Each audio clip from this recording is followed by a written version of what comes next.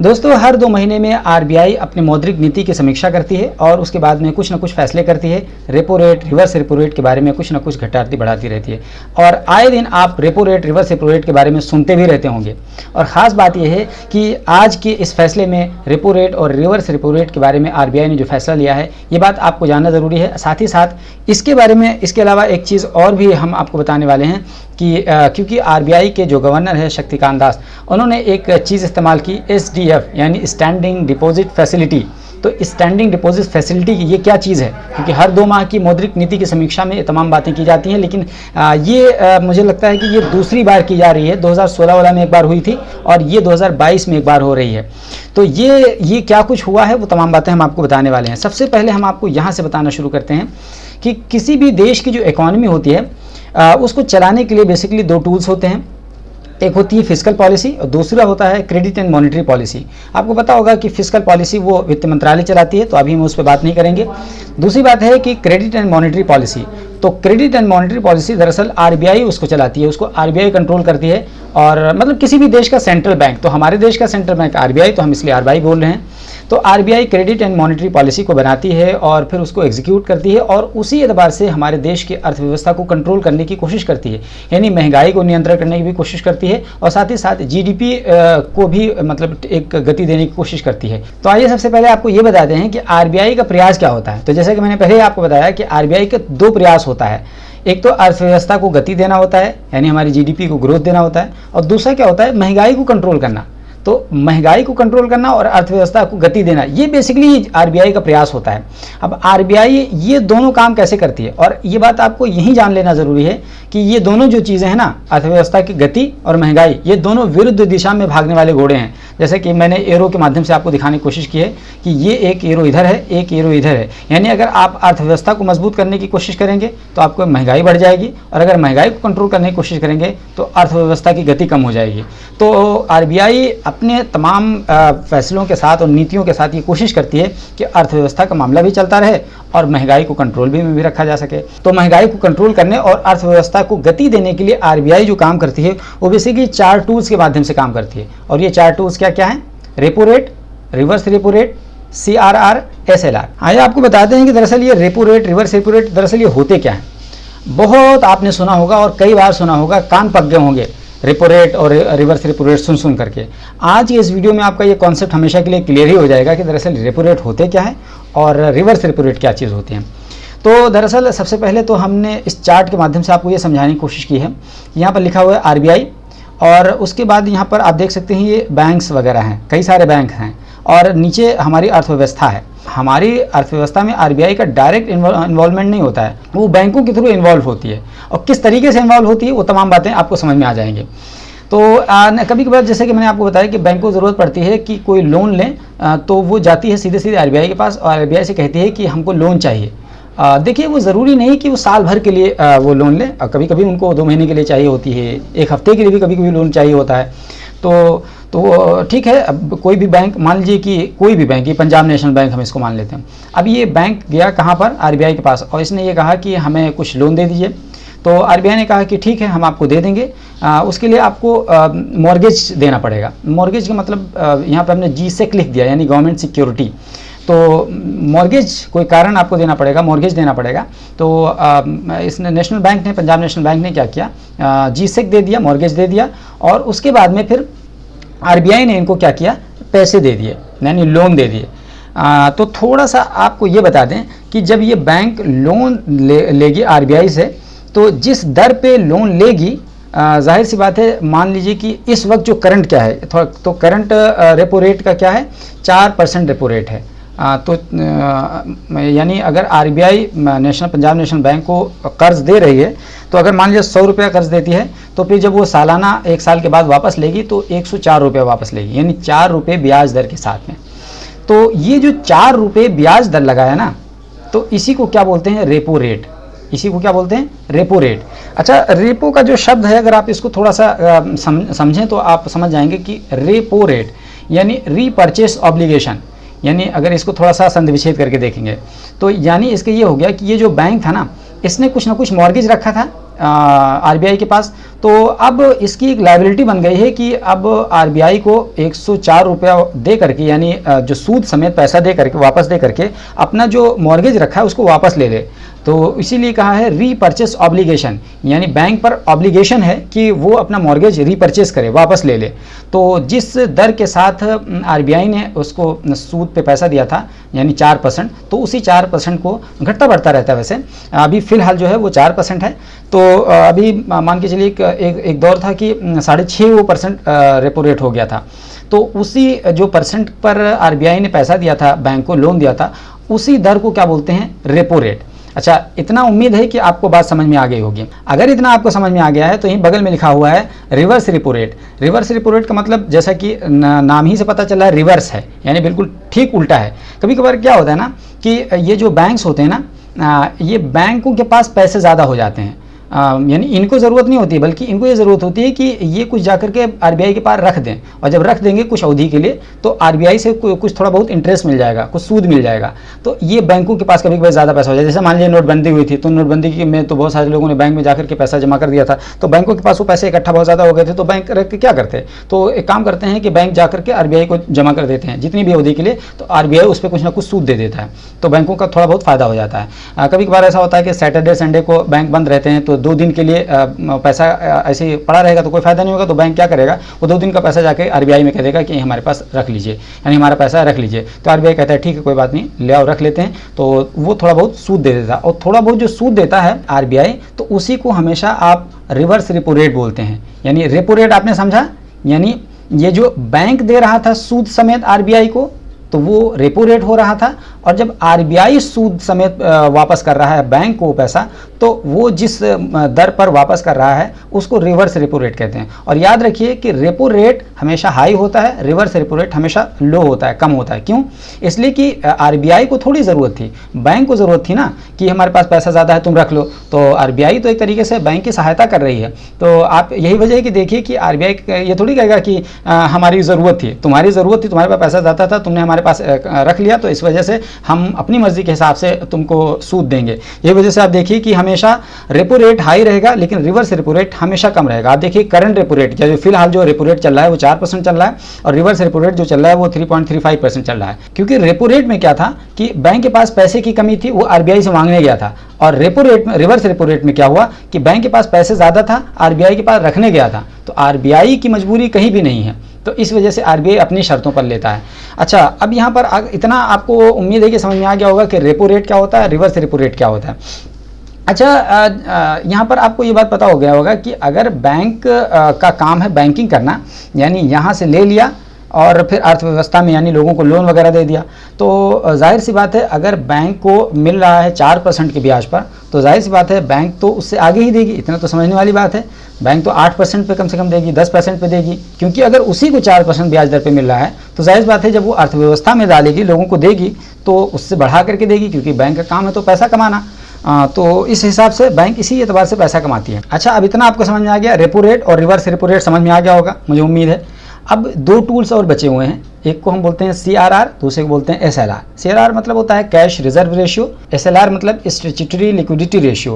अच्छा, ये बात हम पहले ही आपको बता चुके हैं कि आरबीआई ये जो तो प्रयास कर रही होती है, दरअसल ये 2 कारणों से कर रही होती है। एक तो अर्थव्यवस्था को गति देने के लिए कर रही होती है, और दूसरा महंगाई को कंट्रोल करने के लिए कर रही होती है। और हम आपको पहले ही बता चुके हैं कि ये दोनों चीज़ें ऐसी हैं कि एक को पकड़ने की कोशिश करिए तो दूसरा भागने लगता है, उसको पकड़ने की कोशिश करिए तो दूसरा भागने लगता है, यानी 2 विरुद्ध दिशा में भागने वाले घोड़े हैं, और दोनों को इन चारों लगामों के माध्यम से आरबीआई कंट्रोल करने की कोशिश करती है। तो अब ये देखिए, अच्छा यहाँ पर एक सवाल है कि महंगाई बढ़ती क्यों है, यानी महंगाई बढ़ने का बेसिकली कारण क्या है। तो यहाँ पर हमने लिखा है कि महंगाई बढ़ने के 2-3 कारण होते हैं।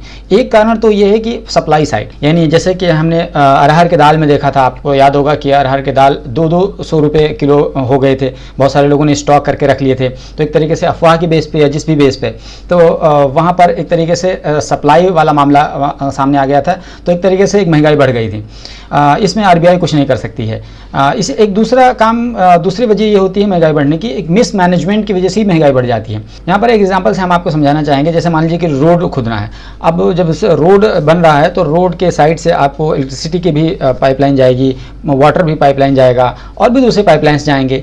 तो मान लीजिए कि एक मरतबा खोद करके इलेक्ट्रिसिटी का पाइपलाइन डाल दिया, फिर उसको बंद कर दिया, फिर खोद करके वाटर सप्लाई का डाल दिया, फिर बंद कर दिया, फिर खोद करके फिर कुछ दूसरा और डाल दिया, फिर बंद कर दिया। तो ये जो 2-3 चीज़ें 2-3 बार खोदनी पड़ गई ना, हालांकि चाहते तो एक ही बार खोद करके तमाम चीज़ें एक ही साथ हो सकती थी, लेकिन ये 3-4 बार जो काम करने की ज़रूरत पड़ गई, तो एक मिसमैनेजमेंट की वजह से अर्थव्यवस्था पे उस पर भार पड़ गया और महंगाई बढ़ गई। इसको भी डायरेक्टली आरबीआई से इसका कोई संबंध नहीं, यानी इन दोनों से आरबीआई का कोई संबंध नहीं, डायरेक्टली आरबीआई इसमें कोई हस्तक्षेप नहीं करती है। हाँ, तीसरा एक जो है डिमांड साइड, इसमें आरबीआई कंट्रोल करती है, यानी इस तरीके से कह सकते हैं कि डिमांड साइड से महंगाई बढ़ जाती है और उसमें डायरेक्टली आरबीआई का हस्तक्षेप होता है। यानी मान के चलिए कि किसी भी चीज़ की डिमांड बढ़ गई, जैसे मान लीजिए कि मिठाई की डिमांड बढ़ गई, तो अब मिठाई की अगर डिमांड बढ़ गई, बहुत ज़्यादा लोग मिठाई खरीदने लगे, तो मिठाई की तो महंगी हो जाएगी।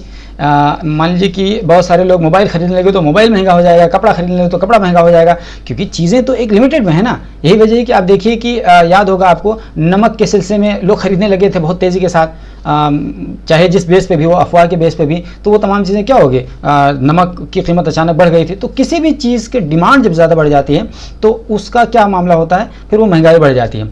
अच्छा, अब उसी चीज़ को कंट्रोल करने के लिए आरबीआई 2 टूल इस्तेमाल करती है। एक टूल तो ये होती है रेपो रेट, जैसा कि मैं पहले ही आपको बता चुका हूँ, रेपो रेट के माध्यम से आरबीआई क्या करती है, बैंक को पैसा देती है और बैंक क्या करते हैं, अर्थव्यवस्था में पैसा चलाते हैं और उसी से पूरा काम चलता है। तो रेपो रेट अगर आरबीआई बढ़ा देगी, मान लीजिए कि अभी 4% आरबीआई का रेपो रेट है, तो अगर वो 10% कर देगी, तो अब जो अगर 10% आरबीआई का रेपो रेट हो गया, यानी 10% के ब्याज दर से बैंकों को लोन मिल रहा है, तो जाहिर सी बात है बैंक जब लोन 10% से उनको मिलेगा, तो बैंक आगे जब लोन देंगे तो वो और ज़्यादा देने हो सकता है 20% के हिसाब से देंगे। तो अब जाहिर सी बात है फिर लोग लोन कम लेने की कोशिश करेंगे, और जब लोन लोग कम लेंगे तो लोगों के हाथ में पैसा कम आ जाएगा। अब जब लोगों के हाथ में पैसा कम आएगा तो खर्च कम करेंगे, और जब खर्च कम करेंगे तो खुद ब खुद क्या हो जाएगा, महंगाई कंट्रोल में हो जाएगी। लेकिन उसका एक दूसरा परिणाम ये होता है कि अगर महंगाई कंट्रोल में तो हो गई, लेकिन जाहिर सी बात है कि अगर चीज़ें बिकेंगी नहीं तो फिर चीज़ें बननी भी कम हो जाएंगी। मान के चलिए कि किसी आदमी ने कोई सामान बनाया है, उसको तो बेचना ही है, लेकिन लोगों के पास अगर पैसे ही नहीं हैं तो लोग कैसे खरीदेंगे। अब जाहिर सी बात है पैसे नहीं है तो खरीदेंगे नहीं, तो वो आदमी खुद ब खुद अपना दाम घटा देगा। अब दाम अगर घटा दिया तो एक तरीके से महंगाई कंट्रोल तो हो गई, लेकिन चूँकि ख़रीदारी कम हो गई है, तो ख़रीदारी कम होने की वजह से फिर वो चीज़ बनेगी कम, और जब बनेगी कम तो एक तरीके से फैक्ट्री में कम प्रोडक्शन होगा, और जब फैक्ट्री में कम प्रोडक्शन होगा तो बहुत सारे रोज़गार ख़त्म हो जाएंगे। क्योंकि जाहिर सी बात है, मान लीजिए कि पहले 100 कोई प्रोडक्ट बनता था, अब वो 50 ही बिक रहा है, तो 100 प्रोडक्ट वाले जो लेबर्स थे वो आधे कट कर दिए जाएंगे। मान लीजिए 10 लेबर वहाँ काम कर रहे थे, तो 50 ही जब बिक रहा है तो 50% कट कर दिए जाएंगे, 5 ही लेबर की ज़रूरत पड़ेगी। अब ऐसी सूरत में क्या होगा, बेरोज़गारी फैल जाएगी, यानी अलग अलग तरीके से उसके रिपरकशन होंगे, उसके अलग अलग एक तरीके कॉन्सिक्वेंसेस नज़र आएंगे। तो इस तरीके से कह सकते हैं कि जब डिमांड कम हो जाएगी तो एक तरीके से महंगाई तो कंट्रोल में आ जाएगी, लेकिन क्या होगा, जीडीपी घट जाएगी, अर्थव्यवस्था की गति धीमी पड़ जाएगी। और आरबीआई का क्या काम है, आरबीआई के बारे में जैसे मैं पहले ही बता चुका हूं कि आरबीआई का 2 प्रयास होता है, एक अर्थव्यवस्था को गति देना और दूसरा महंगाई को कंट्रोल करना। अब आइए आपको बताते हैं कि सीआरआर का क्या मतलब है। तो सीआरआर का मतलब है कैश रिजर्व रेशियो, और एसएलआर का मतलब क्या है, स्टैट्यूटरी लिक्विडिटी रेशियो। तो सीआरआर कैश रिजर्व रेशियो, देखिए रिजर्व का जब जैसे शब्द आता है तो फौरन वो किसी चीज़ से जुड़ा होता है, और वो किस चीज़ से जुड़ा होता है, एनडीटीएल से। एनडीटीएल का मतलब होता है net demand and time liabilities. जैसे मान लीजिए बैंक ने कहा आरबीआई से कि हमें 100 रुपये चाहिए, तो आरबीआई ने कहा ठीक है 100 रुपये हम तुमको दे देते हैं, लेकिन अब तुम एक काम करोगे, अब तुमको बहुत ज़्यादा पैसे दे देंगे तो तुम जाकर के अर्थव्यवस्था में बहुत ज़्यादा पैसे फैला दोगे, तो एक तरीके से अर्थव्यवस्था में बहुत ज़्यादा जब पैसे आ जाएंगे तो दिक्कत क्या हो जाएगी, दिक्कत एक तरीके से बढ़ जाएगी। और किस तरह की दिक्कत बढ़ेगी कि लोगों के पास बहुत ज़्यादा पैसे आ जाएंगे तो महंगाई तुम बढ़ा दोगे। यानी आरबीआई ये कह रहा है बैंक से कि तुम महंगाई बढ़ा दोगे क्योंकि बहुत ज़्यादा लोगों को लोन देने लगोगे। तो आरबीआई ने कहा, एक और टूल निकाला, एक और तोड़ निकाला। उसने कहा कि रेपो रेट तो हम आपसे लेंगे ही लेंगे 4%, उसके अलावा हम आपसे 4% का कैश रिजर्व रेशियो भी लेंगे। तो कैश रिजर्व रेशियो का मतलब क्या हो गया कि आपको हम अगर 100 रुपया दे रहे हैं तो हम अभी आपको 100 रुपया नहीं देंगे, हम केवल आपको 96 रुपये देंगे। 4% हम आपका कैश रिजर्व रेशियो काटेंगे ताकि आप महंगाई ना बढ़ा पाओ। तो बैंक ने कहा ठीक है कोई बात नहीं है। आरबीआई को लगा अभी बैंक और भी दिक्कत पैदा कर देगा, तो आरबीआई ने एक बात और कही, उसने कहा कि अभी हम तुम्हें स्टैट्यूटरी लिक्विडिटी रेशियो भी उसका कुछ % काटेंगे। अभी आप देखिए कि 18% है स्टैट्यूटरी लिक्विडिटी रेशियो, ये देखिए तो ये 18%, यानी 4 और 8, यानी अब यहाँ पर देखिए, मान लीजिए कि बैंक जो दे रहा है वो 100 रुपये अगर दे रहा है तो उसमें से 22 रुपया कट ही गया, 4% CRR के नाम पर, 18% SLR के नाम पर, तो बचा कितना, 78 रुपये।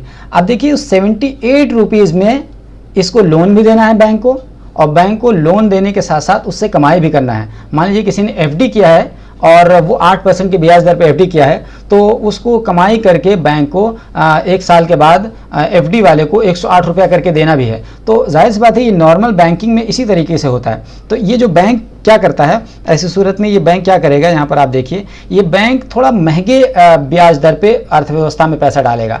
मान लीजिए कि अगर इतना ज़्यादा उसको कट होकर के पैसे मिल रहा है बैंक को RBI की ओर से, तो बैंक क्या करेगा, और ज़्यादा महंगे दर पर ब्याज देगा लोगों को अर्थव्यवस्था में। तो लोगों के पास बहुत ज़्यादा जब पैसा नहीं बचेगा, सोच समझ के लोग पैसा खर्च करेंगे। तो जब सोच समझ के पैसा खर्च करेंगे तो जैसे कि आपको पता होगा कि जब सोच समझ के लोग पैसा खर्च करने लगेंगे तो फिर वही नतीजा निकलेगा कि महंगाई पे तो कंट्रोल हो जाएगा, लेकिन अर्थव्यवस्था की गति धीमी हो जाएगी। फिर मैं दोबारा से रिपीट कर दूं, RBI का क्या काम है, अर्थव्यवस्था को भी गति देना, महंगाई को भी कंट्रोल करना, ये दोनों काम है। लेकिन ये दोनों दो विरुद्ध दिशा में भागने वाले घोड़े हैं, और RBI का प्रयास है कि इन चारों टूल के माध्यम से, अब आपको समझ में आ गया होगा, इन चारों टूल्स के माध्यम से RBI अर्थव्यवस्था को कंट्रोल करने की कोशिश करती है। चारों टूल क्या है, repo rate, reverse repo rate, CRR, SLR। Repo rate 4% है, रिवर्स रेपो रेट 3.35% है, CRR 4% है, SLR 18% है। अब इतना समझने के बाद आइए आपको एक चीज़ और बताते हैं कि ये बैंक के पास पैसा आता कहाँ से है। तो दरअसल बैंक के पास 2 सोर्सेज से पैसा आता है, एक तो कासा यानी करंट अकाउंट, सेविंग अकाउंट, और दूसरा जो सोर्स है पैसा बैंक के पास आने का वो FD या RD यानी फिक्स डिपॉजिट, रिकरिंग डिपॉजिट, तो इसके माध्यम से आता है। लेकिन कासा का जहाँ तक मामला है वो नेट डिमांड से उसका संबंधित है। क्यों? इसलिए कि कभी भी आप बैंक के पास जाते हैं अपना पैसा वापस लेने के लिए, तो बैंक कभी नहीं कहता है कि 4 दिन के बाद आइए, 1 हफ्ते के बाद आइए, बैंक तो तुरंत पैसा दे देता है। ये चूँकि नेट डिमांड वाला मामला है, लेकिन फिक्स डिपॉजिट वाला जो है वो टाइम लायबिलिटीज़ के साथ जुड़ा होता है। तो ये बैंक के पास पैसा आता है, यानी बैंक आम लोगों से पैसा लेती है और उसके बाद में फिर दोबारा से लोगों को अर्थव्यवस्था में पैसा देती है चलाने के लिए, और इस तरीके से फिर उनको सूद पर वापस लेती है अपना तमाम पूरा जोड़ घटा करके, और इस तरीके से एक नॉर्मल बैंकिंग करती है। और RBI उसके ऊपर एक तरीके से सवार रहता है, RBI बैंकों की गर्दन पर सवार रहता है कि तुम आज़ाद ना होने पाओ। और RBI ने ये जो बात कही है स्टैंडिंग डिपॉजिट फैसिलिटी, अब यहाँ पर आपको समझ में आ जाएगा स्टैंडिंग डिपॉजिट फैसिलिटी ये दरअसल क्या है, क्योंकि हमें दरअसल समझाना था स्टैंडिंग डिपॉजिट फैसिलिटी, क्योंकि RBI ने रेपो रेट के दर में, रिवर्स रेपो रेट के दर में कोई कमी नहीं की है, ना कोई कमी की है ना ज़्यादती की है, लेकिन स्टैंडिंग डिपॉजिट फैसिलिटी की एक बात कही है। अब ये दरअसल क्या चीज़ है, यहाँ पर आपको आसानी के साथ समझ में आ जाएगा। जैसा कि आपको पता था कि जब कोई बैंक RBI के पास जाता था तो RBI कहती थी कि हम आपको लोन तब देंगे जब आप GSEC दीजिए, यानी गवर्नमेंट सिक्योरिटी दीजिए। तो गवर्नमेंट जब सिक्योरिटी देंगे तभी RBI बैंक को पैसा देती थी। लेकिन यहाँ पर RBI ने रिवर्स रेपो रेट में ये कह दिया है कि अब हम जब बैंक को देंगे तो यहाँ पर GSEC हम नहीं देंगे, है ना, हम GSEC यानी गवर्नमेंट सिक्योरिटी हम नहीं देंगे। हम गवर्नमेंट सिक्योरिटी तो लेंगे लेकिन गवर्नमेंट सिक्योरिटी हम देंगे नहीं। दरअसल इसी को ये स्टैंडिंग डिपॉजिट फैसिलिटी कहा है। तो एक तरीके से गवर्नमेंट ने थोड़ा सा कंट्रोल करने की कोशिश की है। अच्छा, थोड़ा सा और मैं आपको बता दूं 2022-23 का करंट फाइनेंशियल ईयर क्या है। RBI का कंज्यूमर प्राइस इंडेक्स जो है, जिसको CPI बोलते हैं, इसका एस्टिमेशन बहुत थोड़ा सा चिंताजनक है। यानी एक तरीके से जो एस्टिमेट किया गया था, अंदाज़ा लगाया गया था, अनुमान लगाया गया था, तो 4.5% की दर से महंगाई के बढ़ने का अनुमान लगाया गया था, लेकिन महंगाई की दर बढ़ करके 5.7% बढ़ गई है। यानी अब देखिए कितना ज़्यादा बढ़ गया है करंट फाइनेंशियल ईयर में। और औसत कितना होना चाहिए महंगाई का दर? 2% से लेकर के 6% के बीच में होना चाहिए। यानी मिनिमम 2% महंगाई का दर होना चाहिए, मैक्सिमम 6% होना चाहिए। बीच में तो ज़रूर है, लेकिन 6% का एकदम मैक्सिमम लेवल छूने की कोशिश कर रहा है। अगर मैक्सिमम लेवल छू गया और उसके क्रॉस कर गया तो हाहाकार मच जाएगा। ये थोड़ा सा चिंता की बात है, चिंता का विषय है। अच्छा, थोड़ा सा और मैं आपको बता दूं कि इस बार का जो GDP का एस्टिमेशन क्या है।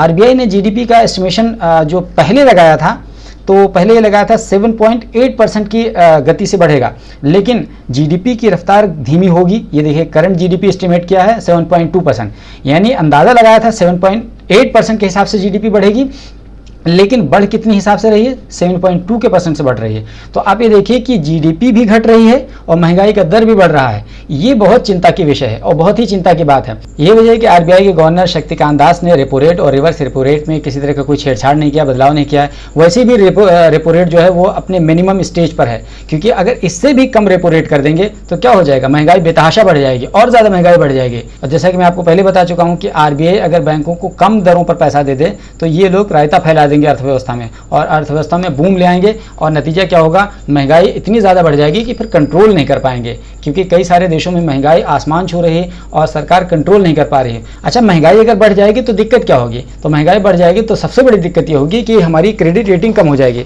और क्रेडिट रेटिंग कम हो जाएगी तो जाहिर बात है बाहर से पैसा नहीं आएगा और बाहर से पैसा नहीं आएगा तो विदेशी इन्वेस्टमेंट नहीं होगा, बाहर की कंपनियां इन्वेस्ट नहीं करेंगी तो बेरोजगारी बढ़ जाएगी और बेरोजगारी बढ़ जाएगी तो एक अलग अलग तरीके की दिक्कतें सामने आने लगेंगी। तो आप ये सोचिए कि एक अजीब टाइप का एक तंत्र है कि एक महंगाई बढ़ जाएगी, महंगाई बढ़ने का एक जो साइकिल है, दुष्चक्र जिसको बोलते हैं, वो चलता चला जाएगा और नतीजा क्या हो जाएगा, डिफॉल्टर कंडीशन में आ जाएंगे और श्रीलंका को भी हम क्रॉस कर जाएंगे। तो ये थोड़ा सा चिंता की बात है। आरबीआई ने कोशिश ये जो की है एसडीएफ यानी स्टैंडिंग डिपॉजिट फैसिलिटी की, ये थोड़ा सा नियंत्रण करने की कोशिश है, लेकिन देखने वाली बात यह है कि क्या एसडीएफ के माध्यम से आरबीआई इसको कंट्रोल कर पाएगी महंगाई को और गति यानी अर्थव्यवस्था की गति को भी मेंटेन रखेगी, क्योंकि जैसे मैंने आपको बताया कि अर्थव्यवस्था की गति भी ठीक नहीं है और महंगाई भी ज़्यादा है। तो अब दोनों को कंट्रोल करना आरबीआई का काम था, लेकिन आरबीआई दोनों को कंट्रोल करने में नाकाम साबित हो रही है। तो इस वजह से एक नया टर्मिनोलॉजी स्टार्ट की है, स्टैंडिंग डिपॉजिट फैसिलिटी। देखते हैं कि इसमें कहां तक कामयाब हो पाती है। Alpha hospital and trauma centre, engineering college चौराहा, सीतापुर रोड, लखनऊ।